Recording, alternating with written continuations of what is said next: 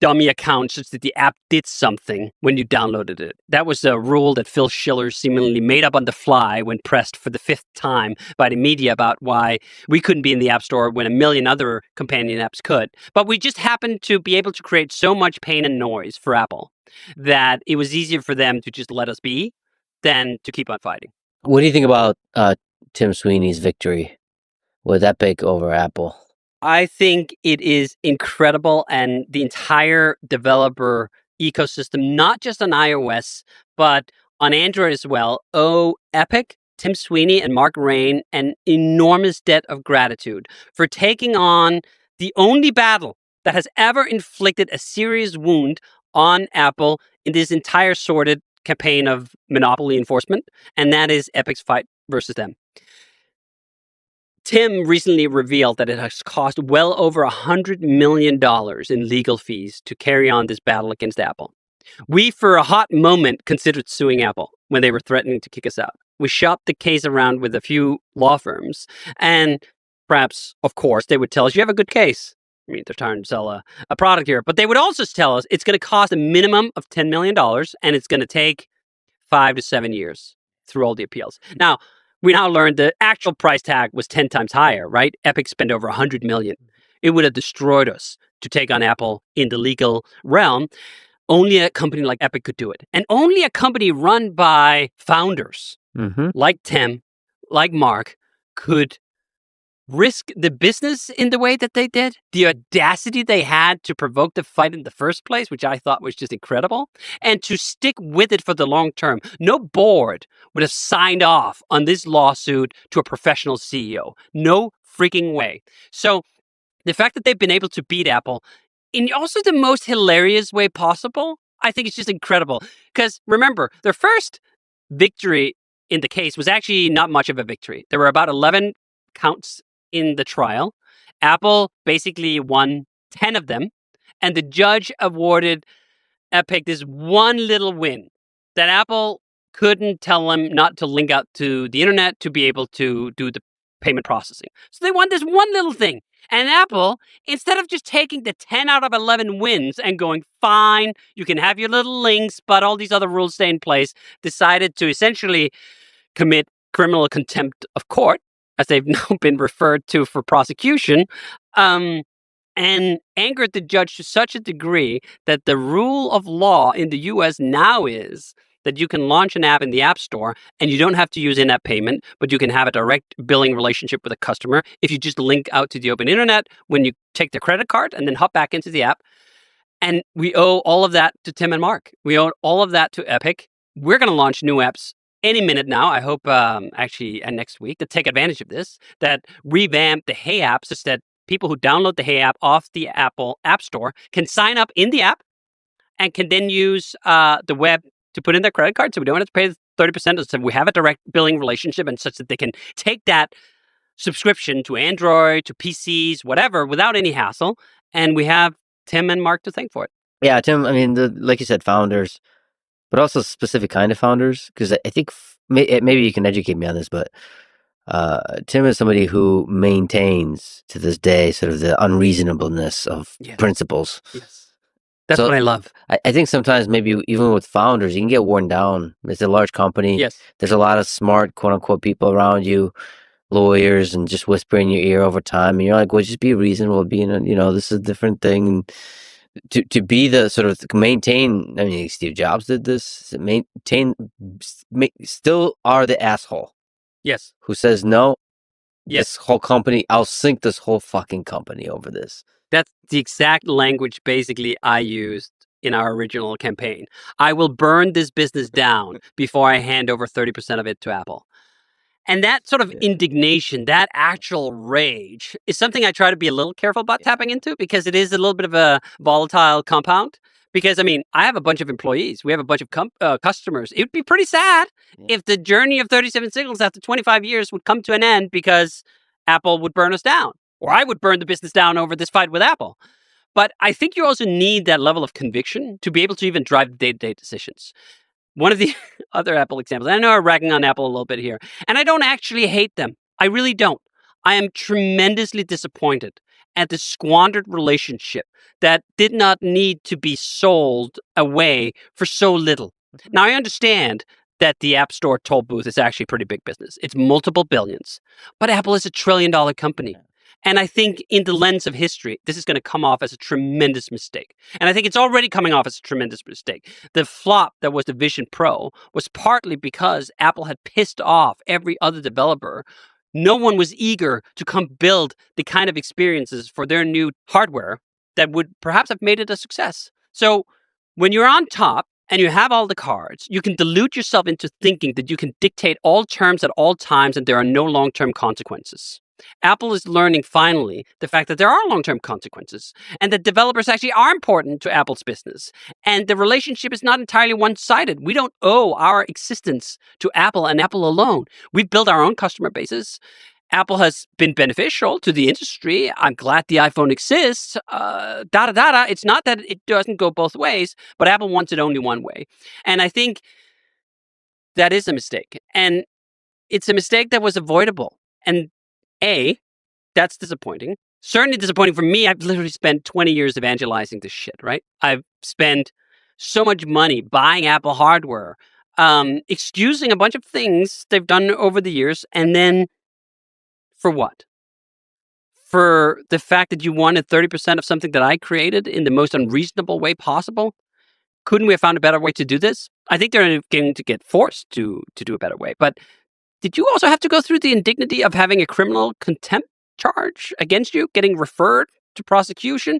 It just seems so beneath Apple, but it also seems so in line with what happens to huge companies who are run by quote unquote professional managers rather than founders and unreasonable people. Well, we should probably also say that the thing you love about Apple, the great spirit of Apple, I think still persists.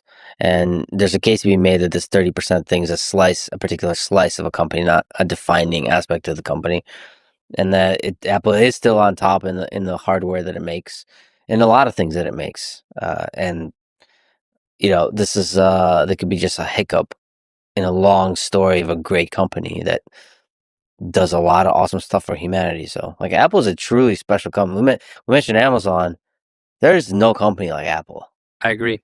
This is why the disappointment is all the greater. Yeah. Because we had such high aspirations and expectations to Apple that they were the shining city on the hill. And they were guiding the industry in a million positive ways. I think, as we talked about earlier, hardware is exciting again in large part because Apple bought PA Semi and pursued a against all odds mission to get ARM up to the level it is today. And we have these incredible M chips now because of it. And the design sensibilities that Apple bring to the table are unparalleled. No one has taste, certainly at the hardware level, like Apple does. Even at the software level, I'd say there's a lot of taste left in Apple. But there's also some real sour taste now. So they have to wash that off first, I think, before they find their way back. But Apple's been in a mirage before. I mean, Wozniak and Steve Jobs started this thing in a garage, has great success with the Apple II. He hands the company over to a sugar drink salesman who tanks the company into the 90s. He doesn't learn the lesson, spends the next 20 years building up this amazing company, then hands the company over again to a logistics person who presumably had more redeeming qualities than the first guy who put in charge, but still ends up leading the company astray. Now, this is the norm. The norm is the great companies don't last forever. In the long arc of history, almost no company lasts forever. There are very few companies around that was here 100 years ago, even fewer 200 years ago, and virtually nothing that are 1,000 years old outside of a handful of Japanese sword makers or something like that, right? So you can get deluded into thinking that something is forever when you're in the moment and they seem so large. Apple could absolutely stumble, and I think they have more reason to stumble now than ever. They're behind on AI, terribly behind. Their software quality is faltering in a bunch of ways. The competition is catching up on the hardware game, in part because TSMC is not an Apple subsidiary, but a foundry that services AMD and NVIDIA and others who are now able to use the same kind of advanced processes. This is something I learned after not looking at PC hardware for the longest time, that holy smokes, AMD actually makes CPUs that are just as fast, if not faster than Apple's. They're not quite as efficient yet because ARM has some fundamental efficiencies over x86, but they're still pretty good. So Apple should have reason to worry. Apple shareholders should have reason to be concerned, not just about all these stumbles, but also by the fact that Apple is run by old people. Apple's board has an average age of, I think, 75. Their entire executive team is above 60. Now, that sounds horribly ageist. And in some ways, it a little bit is. In the same way I'm ageist against myself. Like, I'm 45 now.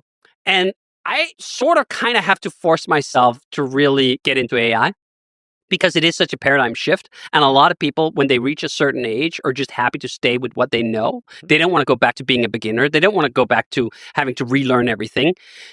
And I think, like, this is a little hard for me at 45. How the hell do you do that at 75? Mm-hmm. I have to come back to it. You mentioned it earlier. You're a parent. Can you speak to the impact that becoming a father has had on your life? I think what's funny about fatherhood is that for me, I wasn't even sure it's something I wanted. Mm-hmm. It took meeting the right woman and letting her convince me that this was the right idea before we even got started. I didn't have starting my own family on the list of priorities in my late 20s or even early 30s. It was really the impetus of meeting my wife, Jamie, and her telling me, this is what I want. I want to have a family. I want to get married. I want to have kids. I want to have 3. And me going for a second, like, whoa, whoa, whoa. And then, all right, let's do it.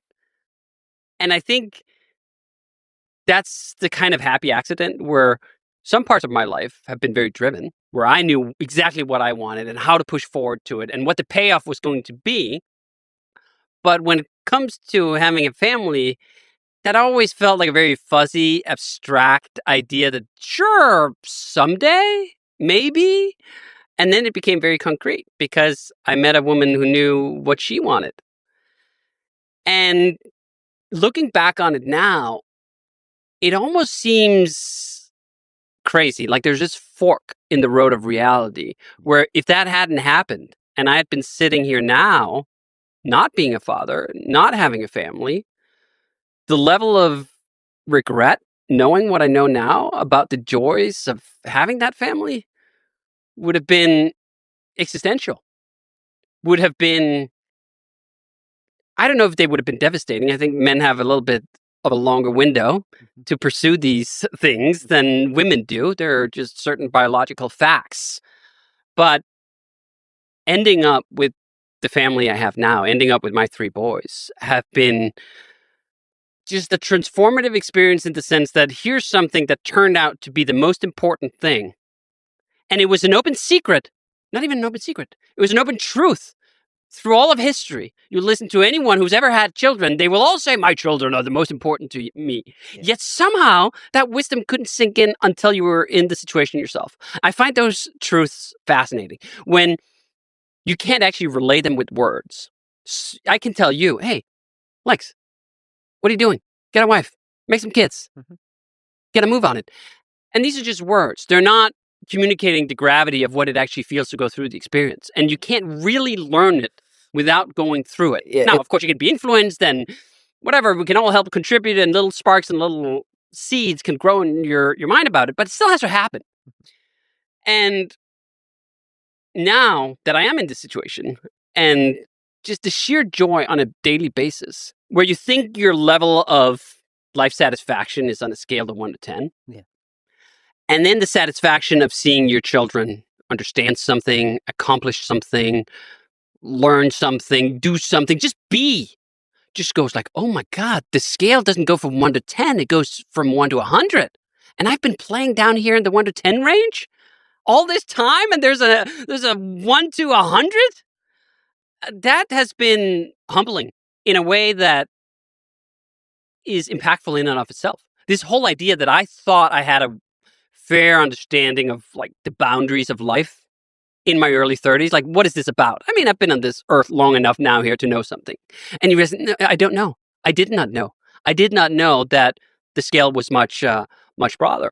And I've often talked about the joys of having kids and just seeing your own DNA, which is remarkable to me because literally that's been the pursuit of humans since the dawn of time. I am here today because, whatever, 30,000 years ago, some Neanderthal had the same realization that I should procreate and I should continue my bloodline, and that all amounts to me sitting here now. But it didn't become a practical reality to me before meeting the right woman. And I think that that's sometimes not part of the conversation enough, that there's something broken at the moment about how people pair up in the Western world. Yeah. And it's at the source of why we're not having enough children, because there's not enough couples, there's not enough marriage, there's not enough of all these traditional values that even 50, 60, 70 years ago was just taken for granted. We're in this grand experiment of what happens if we just remove a bunch of institutions? What happens if we no longer value marriage as something to aspire to? What happened if parenthood is now seen in some camps as almost something like weird or against your own self-expression? It's a grand experiment that I'm kind of curious how it turns out. I prefer to watch it as a movie, like The Children of Men. Of like, that was a good show. I kind of wish that wasn't reality, but we're seeing that reality play out while I'm sitting here in a very traditional two-parent loving household with 3 children and going, this is now at the top. I've done a lot of things in my life. I've built software, I've built companies, I've raced cars, I've done all sorts of things. And I would trade all of it in a heartbeat for my kids. That's just a really fascinating human experience. That the depth of that bond is something you can't appreciate before you have it. But I also think there is a role to play to talk it up, because we're being bombarded constantly with reasons why not to. Oh, it's too expensive. Well, you could get divorced and then you might lose half. There's all these voices constantly articulating the case against marriage, the case against having children. That those of us who've chosen to do the traditional thing, to get married and to have children, have an obligation to kind of talk it up a little bit, which would have seemed ridiculous, again, 50 years ago, that you'd have to talk up something so fundamental as that. But I have become kind of obligated in that sense to do just that, to talk it up, to say, do you know what? You can look at everything that I've done, and if you like some of those parts, realize that to me, in this situation, the kids, the family, the wife is more important than all of it. And it sounds like a cliche because you've heard it 1,000 times before. And by becoming a cliche, maybe you start believing it's not true, that it's just something people say.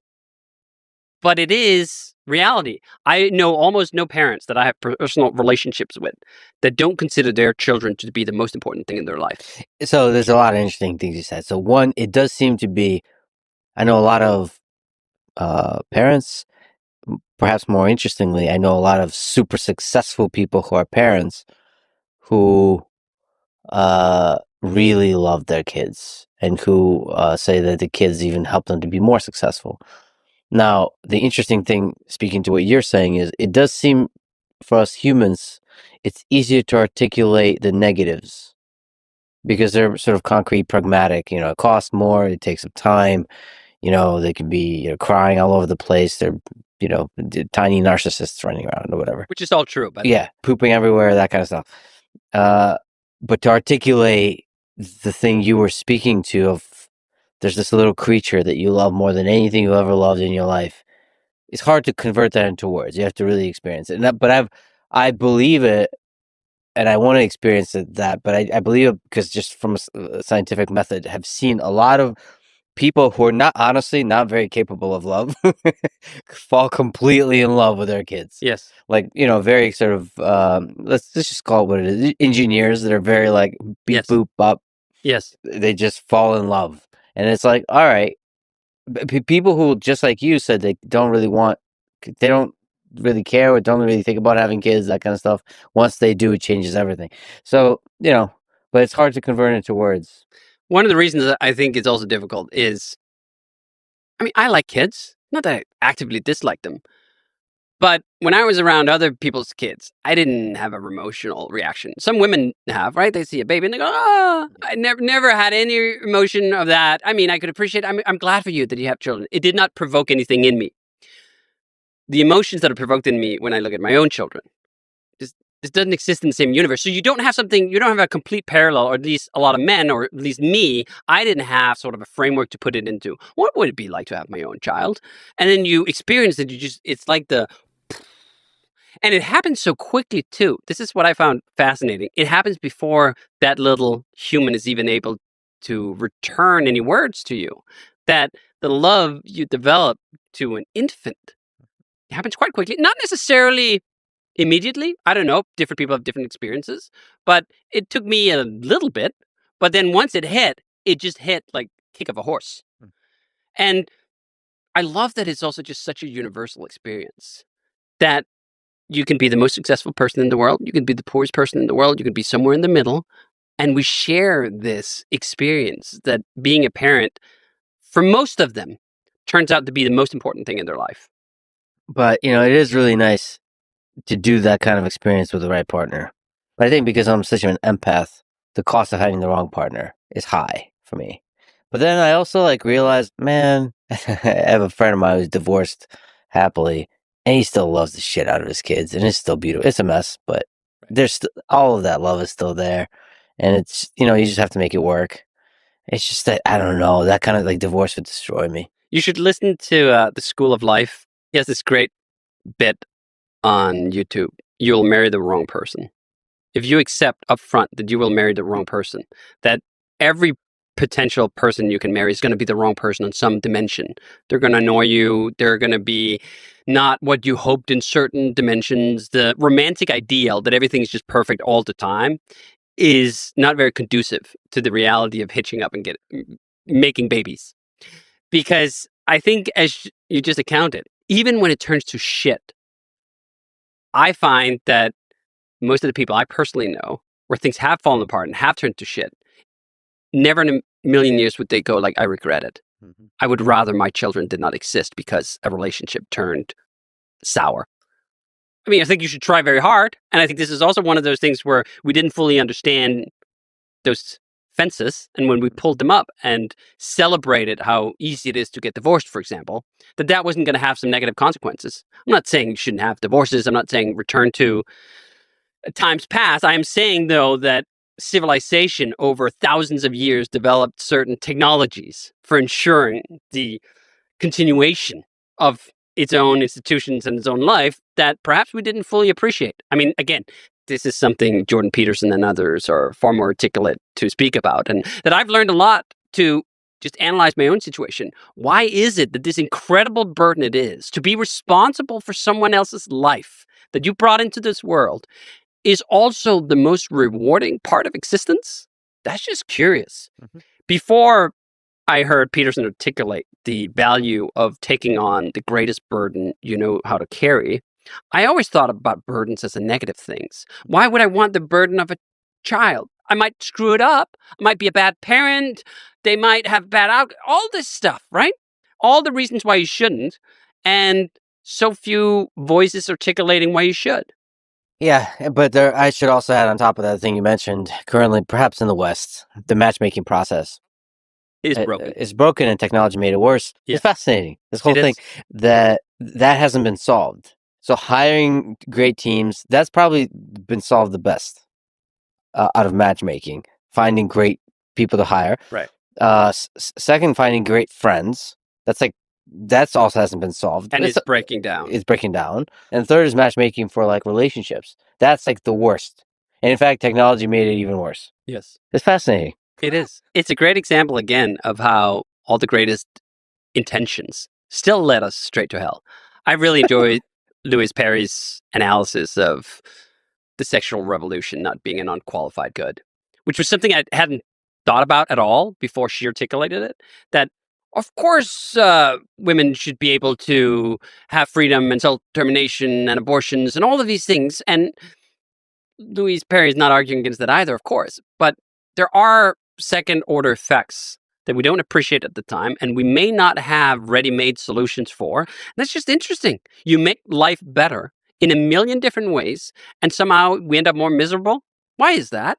Why is it that humans find meaning in hardship? And I think some of that is that it's a difficult question to answer through science. And again, Peterson articulates well this idea that you have to find some of it through art, some of it through authors, some of it through different. I was just about to say modes of knowing before I stopped myself because that sounds like woo bullshit. But there are different ways to acquire those deep lessons that sort of paper is not going to tell you. I mean, this is really the point. Also applies to religion, for example. If you remove from society the software of religion, Yes. you better have a good replacement. And we've had a bunch of bad replacements, especially over the last few decades. Religion is one of those things I've struggled with a lot because I'm not religious, but I sort of wish I was. I can now fully appreciate the enormous value having an operating system like that brings, not just at the individual level, but rather at a societal level. And it's not clear at all what the answer is. I think we've tried a lot of dead ends when it came to replacements, and people have been filling that void in a million different ways that seem worse than all the religions, despite their faults in a myriad of ways, have been able to deliver. Yeah, religion is like the Cobalt Code. It's just Yes. It's the institutions where we don't fully understand the rules and why they're there and what's going to happen if we remove them. Yeah. Some of them, seems obvious to me, are just bullshit of the time. Oh, you shouldn't eat whatever, shellfish, because in that region of the world, there was something. Okay, fine. But there's a bunch of other things that are pivotal to keeping society functioning for the long term, and we don't fully understand which is which. What's the bullshit and what's the load-bearing pillars of society?